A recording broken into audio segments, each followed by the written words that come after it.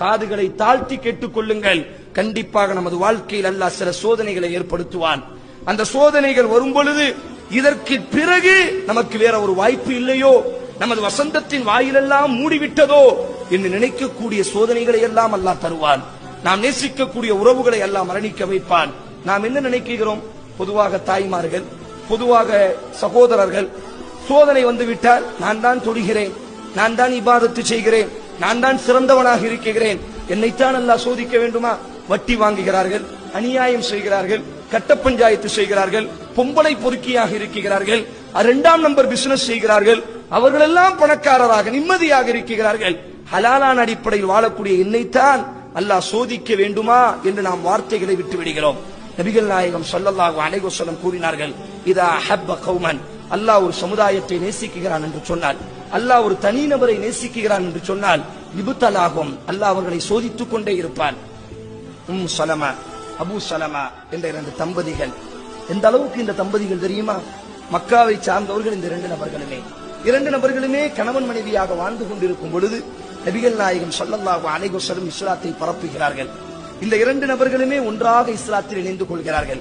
2 நபர்களுமே ஒன்றாக அபிசீனியாவிற்கு ஹிஜ்ரத் செய்தார்கள்.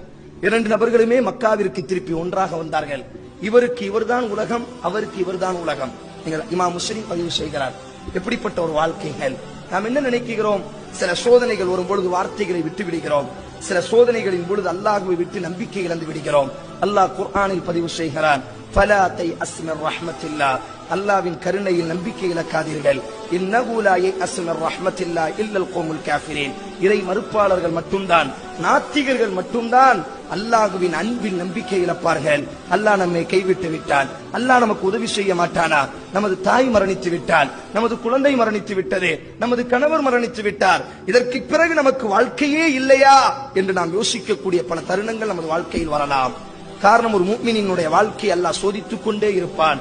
இமாம் முஸ்லிம் பதிவு செய்கிறார்கள், நபிகள் நாயகம் ஸல்லல்லாஹு அலைஹி வஸல்லம் சொன்னார்கள், ஒருவன் மூமினாக அவன் தன்னை இணைத்துக் கொண்டால் அவன் மரணிக்கக்கூடிய வரை அவனுடைய உடம்பிலும் உயிரிலும் பொருளிலும் குடும்பத்திலும் அல்லாஹ் சோதித்துக் கொண்டே இருப்பான். யார் அந்த சோதனையை பின்பற்றி பொருந்திக் கொள்கிறார்களோ அவர்களுக்கு அல்லாஹ் சொர்க்கத்தை வாக்கு தருகிறான். எவன் அந்த சோதனையை விட்டும் தன்னை புறந்தள்ளி விடுகிறானோ, அந்த சோதனையின் பொழுது எவன் மனதளவில் தளர்ச்சி அடைந்து அல்லாஹ்வின் பக்கம் நம்பிக்கை இழந்து விடுகிறானோ, அல்லாஹ் இந்த உலகத்திலும் அவனை சோதனையால் பிடிப்பான், நாளைக்கு மறுமையிலும் அல்லாஹ் அவனை பிடிப்பான் என்பதாக நபிகள் நாயகம் ஸல்லல்லாஹு